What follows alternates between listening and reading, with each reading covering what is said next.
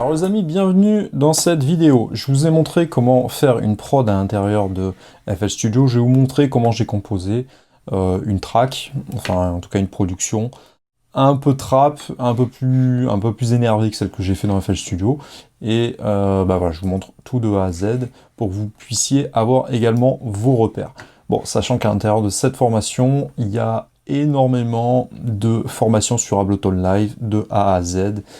Ça contient énormément de... Voilà, ça, on passe tout en revue, donc ne vous inquiétez pas.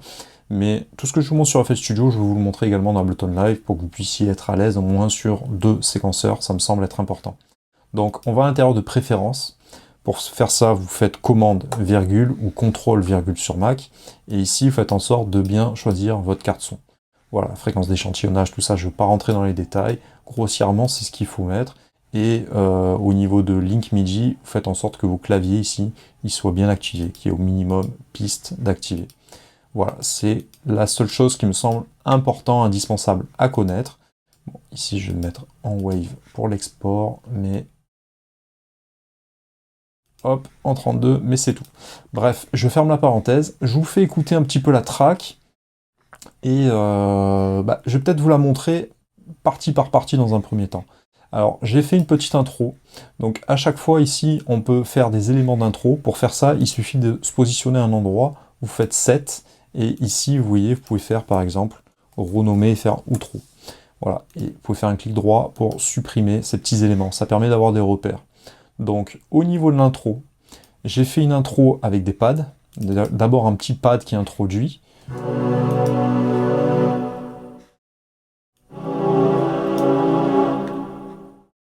Au niveau des accords, j'ai un accord de Si, donc Si, Ré, Fa dièse, Si mineur.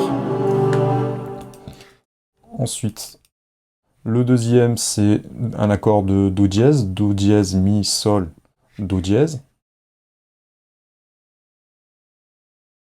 Donc Do dièse mineur également. Là, c'est le même accord que le début, donc Si. Donc en fait, j'ai pas fait 4 accords, donc 1, 2, 3, 4. J'ai préféré faire 1, 2, 1 et une résolution derrière. Donc en fait, une répétition au début de 2 accords. Voilà, il n'y a que l'accord de Si et de Do dièse qui se répètent. Sinon, ça sonne un peu trop pop en fait. Hein. Donc c'est trop riche au niveau harmonie. En tout cas, pour la trappe un peu sombre comme ça, c'est mieux qu'il n'y ait pas trop de... Voilà, qu'on reste un petit peu dans les mêmes tons. Après, j'ai fait une réponse encore avec des accords. Cette fois, c'est des voices. J'ai mis des effets dessus, j'ai mis drip. Et j'ai mis le Sausage Fightener et le filtre.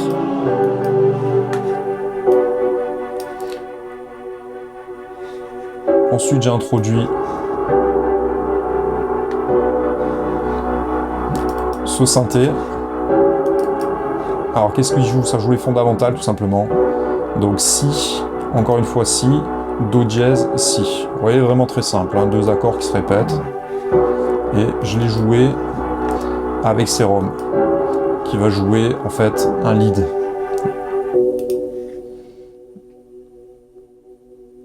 Après, j'ai la même chose qui est filtrée. Bon, je vous fais écouter le morceau du début. Donc l'intro est ici, vraiment très simple. Là, j'ai mis un rire. Et là, j'ai mis un tag, en fait, c'est mon vocal. Le couplet commence. Donc le pied, premier temps. Contre-temps, premier temps. Petite variation après, grossièrement c'est à peu près la même chose. La snare elle va jouer ici en contre-temps, au milieu. Et les charlets.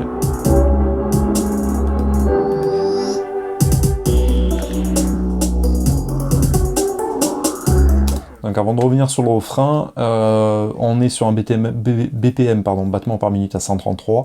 Le fait d'être sur des BPM aussi élevés, en vérité, ça jouerait, il faut diviser par 2 hein, pour avoir le véritable rythme. Mais le fait de jouer aussi rapide, ça permet d'avoir les fameuses charlets, donc, et d'avoir la possibilité de les jouer de manière très rapide, très rapprochée. Donc c'est ça qui va amener du dynamisme. Vous voyez, grossièrement, là, au niveau de la grille, je me suis mis en double croche, enfin en triple croche même. Et il y a des endroits où j'ai mis la grille ternaire à la fin pour pouvoir ajouter les temps. Vous voyez, là, sur la fin, je suis en ternaire carrément, à certains endroits. Donc ça, je le fais à l'oreille, hein, pour mettre une petite mélodie. Après la basse, elle va venir jouer les fondamentales, encore une fois. Donc si, fa dièse, do dièse, et le quatrième c'est sol.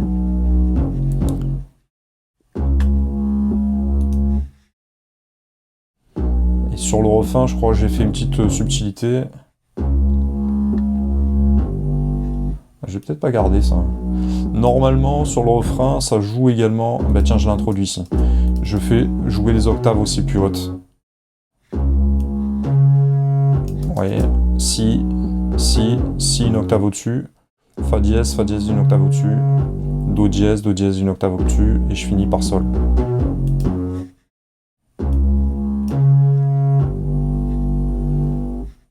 Donc, le refrain, en fait, voilà, il y a le couplet qui est là, tout simple.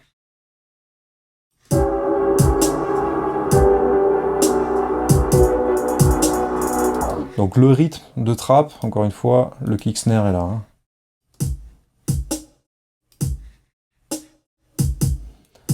Voilà, le snare il est toujours placé au milieu.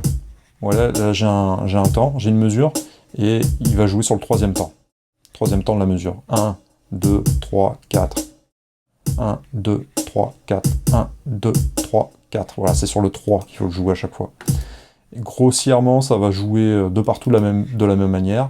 Sauf, je me suis permis un petit plaisir sur le refrain, où, bah, comme j'avais besoin de rythmer un peu plus le truc, j'ai rajouté des snares ailleurs. Donc à chaque fois, voilà, c'est celui-là qui est placé au bon endroit, entre guillemets. Et j'en ai rajouté un juste après, je vous fais écouter.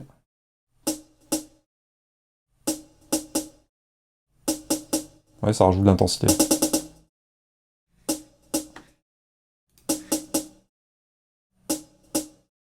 Avec le pied.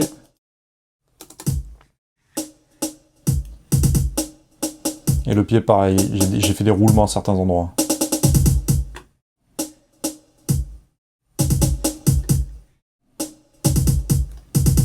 Avec le snare, avec le hat, pardon. Grossièrement, ça joue la même chose. Hein. Je pourrais... Bon, c'était déjà chargé, mais sinon je pourrais accélérer et faire des charlets différents que sur le couplet. C'est même conseillé. Au niveau de la basse, je l'ai laissé assez simple, parce que pareil, c'était assez chargé.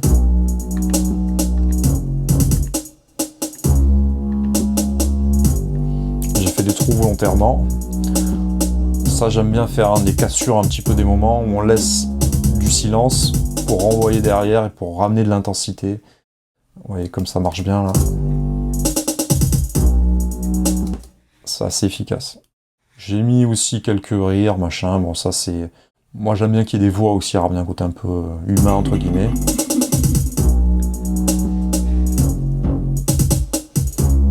Vous voyez déjà sans rien, le refrain il marche bien. Hein. Bon le refrain je trouve qu'il est encore un peu trop chargé. Hein. Je suis moyennement satisfait de la mélodie que j'ai choisie. Alors la mélodie elle est là.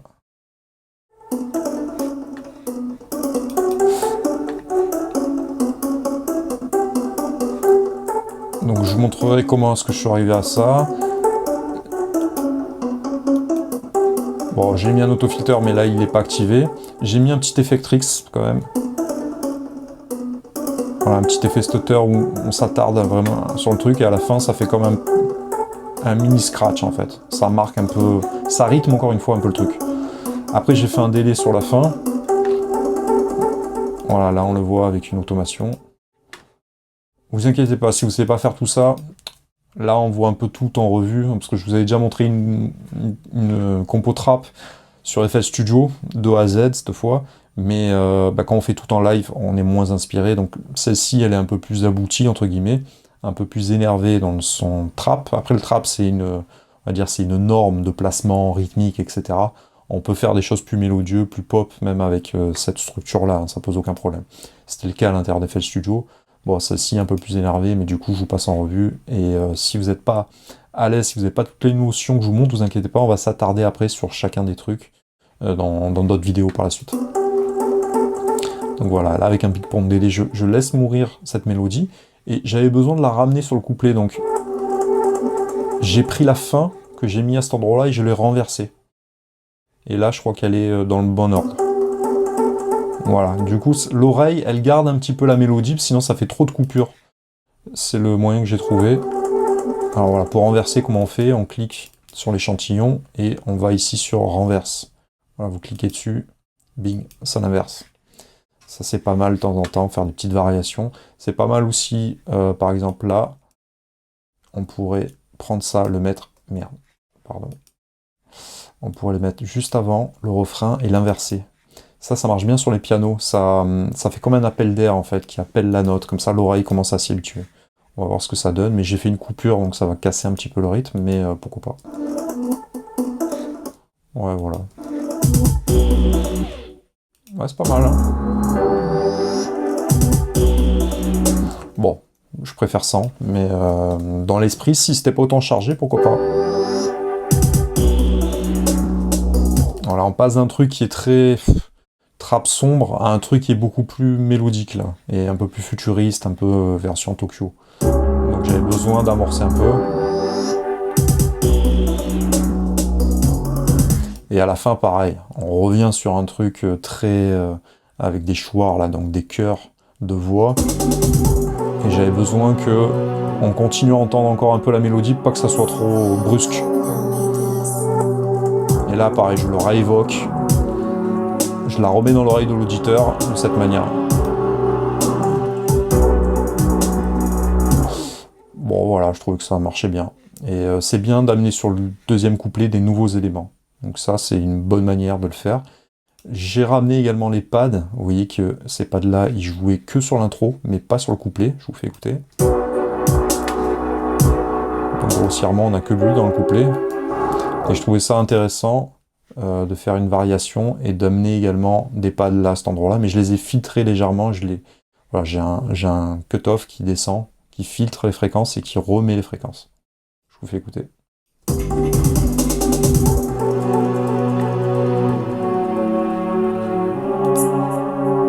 Ouais, c'est filtré. Ça, on le fait avec l'autofilter. On fait un clic ici, afficher automation.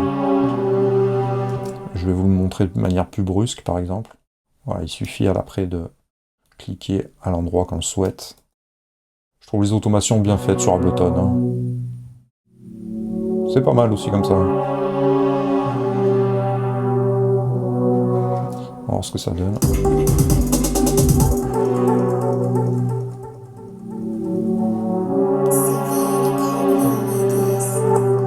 Bah, je vais peut-être garder comme ça finalement, parce que du coup ça fait complètement disparaître, il y a le tag qui réamorce et boum, il y a le son qui remonte. Et il refiltre suffisamment pour continuer à... Enfin, qu'on puisse continuer à l'entendre, mais sans que ça soit trop omniprésent. J'écoute un peu d'avant.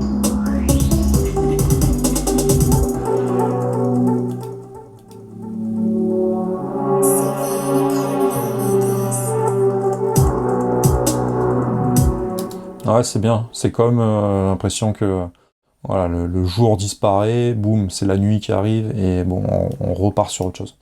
Ça me plaît bien, donc je le garde comme ça. J'ai toujours ce synthé fou là dessous.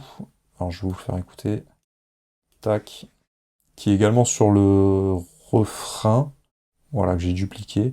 Alors le synthé fou, qu'est-ce qu'il joue? Voilà, il joue ces trucs-là de sérum. Très agressif. Ça met un côté rock, moi j'aime bien. Et pareil, ça met vachement d'intensité. Le fait qu'il ait coupure dans les notes, ça permet de renvoyer. C'est comme une gifle, on se reprend des gifles avec le rythme. Tu vois, on respire. Trou, boum, ça envoie. Ça marche bien avec la basse aussi. Et la rythmique. Et ça, j'aime beaucoup ces swipes. Tu vois, ça, hop, ça met une intensité. Ça fait un trou. On est un peu déstabilisé, comme si on s'était pris une pêche dans la tête, on est un petit peu knock-out et boum, ça renvoie sur encore autre chose.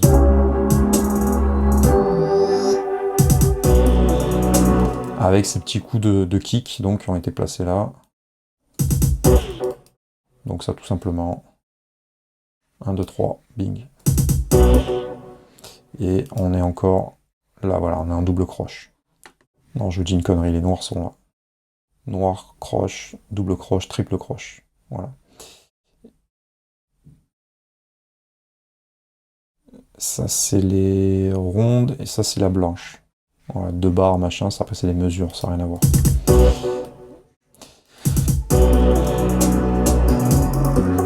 Alors, qu'est-ce que je vous aurais pas montré? Oui, sur le refrain. Donc faites bien chaque fois des petits repères comme ça pour pouvoir vous y repérer. J'ai fait un trou dans la basse, hein, je vous ai expliqué pourquoi.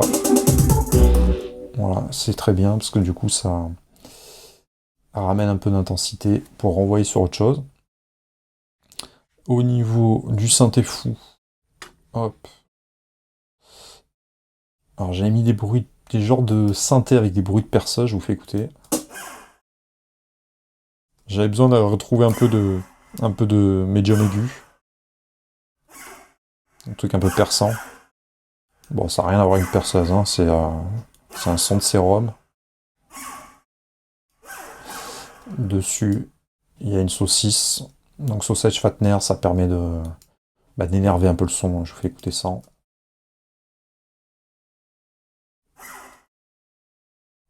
Dans le drip, il y a un dosage. Vous voyez, 100 avec. Bon, ça joue, c'est un EQ avec des filtres, etc. Et j'ai encore filtré le son pour retirer tout le bas, pour laisser de la place pour le reste. J'ai un autopan. Là, en fait, l'autopan, vous savez, c'est gauche, droite. Bah, lui, il va faire gauche, droite, voilà. Il va faire balayer le son d'un haut-parleur à l'autre. Ça met un peu de stéréophonie dans votre son, c'est pas mal. Je vous fais écouter avec.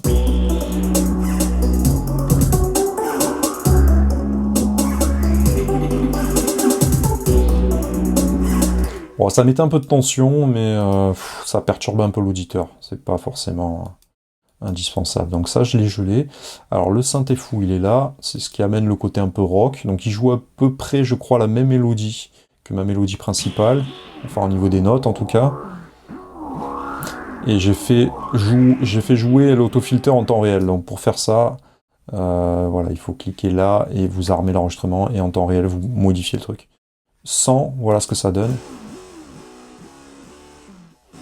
J'ai mis un half-time avec, hein, qui joue toutes les noires.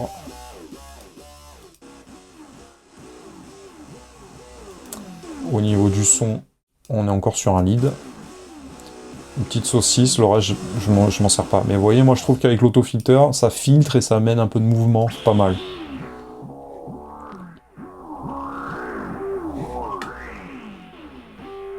Pareil, ça met un petit côté rock, mais subtil, quoi. C'est déjà assez chargé, voilà, je voulais un truc amener un petit peu de mouvement, hein, quand même.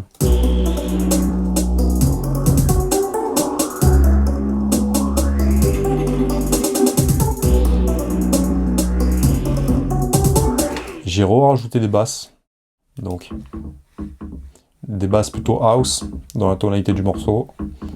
Bon, ça c'est les éléments de fin, hein. Au bout d'un moment, moi j'habille un peu avec des samples. Et ça là aussi, qui est vraiment bien filtré, on le voit. Alors est-ce qu'on les entend dans le son?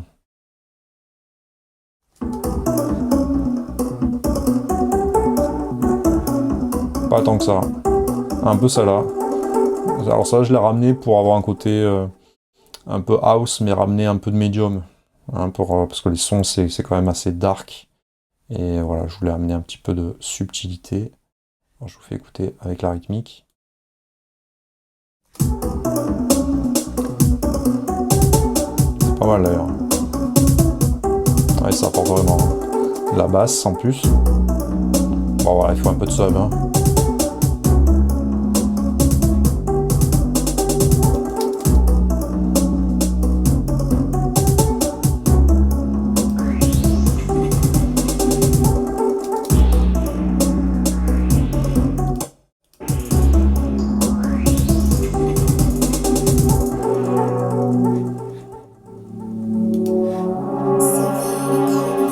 un petit tag. Alors, qu'est-ce que je vous ai pas montré? J'ai remis des bases de fond. Enfin, une continuité un peu. On l'entend pas trop, hein, mais ça là non plus. Hein. C'est léger, mais voilà, en fond, ça fait quand même du bien. Après, je verrai au mix si je les garde ou pas.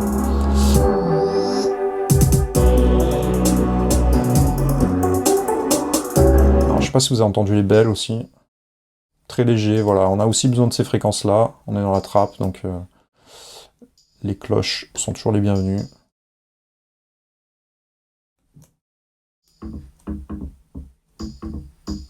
Voilà, on repart dans la house. Avec un pied sur chaque temps, on est bon. On pourrait faire un remix d'ailleurs.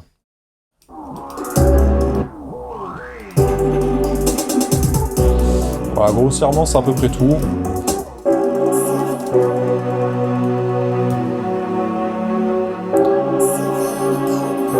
Alors, peut-être remettre cette partie-là. Non, bah voilà, ça là, je vais m'en servir qu'une fois. Hein. Il faut pas trop être bateau. Hein. Il faut faire des variations dans les différentes structures.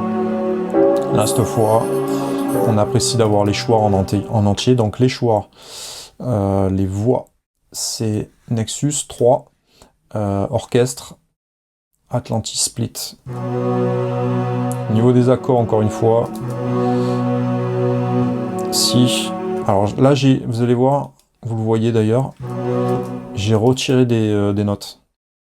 Sinon, c'était trop riche en harmonique. Donc là, j'ai gardé la fondamentale et la quinte.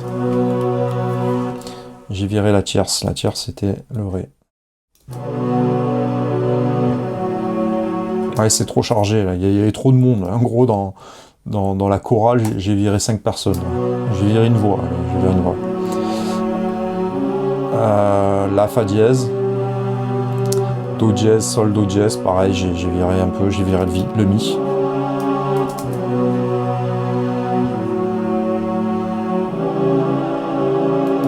Ouais, c'était trop grave sinon. Bon, voilà, je trouvais que ça matchait bien. Et j'aime bien ce que ça rend. Avec le synthé fou, je trouve que ça amène un truc. Une tension un peu rock, cool. Alors ça, peut-être que je le baisserai. Peut-être le mettre sur une autre piste et le baisser.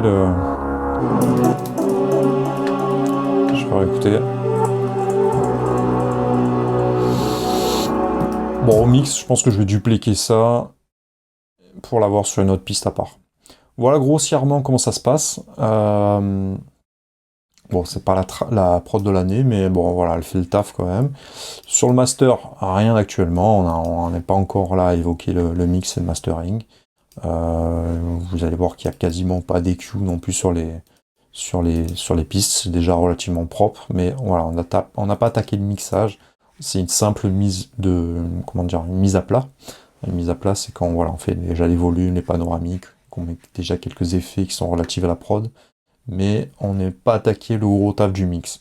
Bien que, voilà, il y a pas mal d'automation, donc bon, en trap ou musique chronique moderne, on est quand même obligé de prémixer un petit peu les morceaux, ne serait-ce que pour la prod.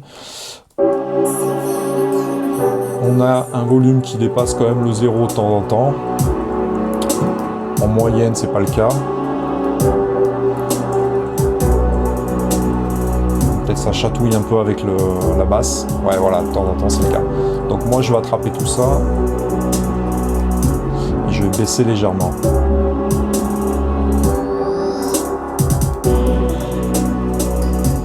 Bon, c'est ce que je serais tenté de faire, mais on va pas le faire parce que là, il y avait une automation de volume, par exemple.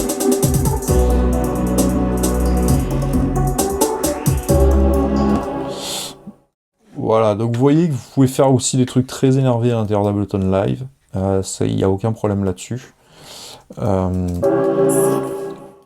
Pensez à bien renommer tous vos sons. Vous pouvez mettre des couleurs un petit peu à l'intérieur. Je referai des prods dans les prochaines vidéos en live, de A à Z, pour que vous puissiez voir un petit peu comment j'ai procédé. Mais voilà, c'était important de vous faire une petite transition avec une vidéo intermédiaire qui soit à peu près équivalente à ce que j'ai fait sur FL Studio. Il y a des outils qui sont très bien également, qui vont vous aider à la composition, que je vous montrerai par la suite. Moi, je me sers beaucoup de Keyfinder. Je me suis pas mal servi également de Captain Chord, qui est très bien. C'est un logiciel que j'ai découvert il y a peu de temps. Mais je vous en parlerai dans les prochaines vidéos. Vous inquiétez pas si vous êtes un peu perdu. Le but là, c'est, dans ces vidéos-là, c'était de vous montrer un panel très large. Après, il y a toutes les vidéos d'Ableton Live de A à Z qui vous permettent de maîtriser le logiciel de A à Z et de connaître tout l'ensemble, bon, des réglages, des menus, des trucs, des machins, vous allez le connaître par cœur, le logiciel, mais surtout de vous apprendre tous les effets d'Ableton Live. C'est vraiment très important à mon sens. Voilà, savoir ce qu'est un chorus, savoir ce qu'est un EQ, savoir ce qu'est un gate, savoir ce que c'est un expander. Tout ça, c'est très très très important, les amis. Et vous inquiétez pas, après on va décortiquer comment composer une prod dans tous les styles musicaux différents de A à Z. Et voilà, on va prendre le temps vraiment de se pencher sur toutes ces notions. Je vous donne rendez-vous pour la prochaine vidéo.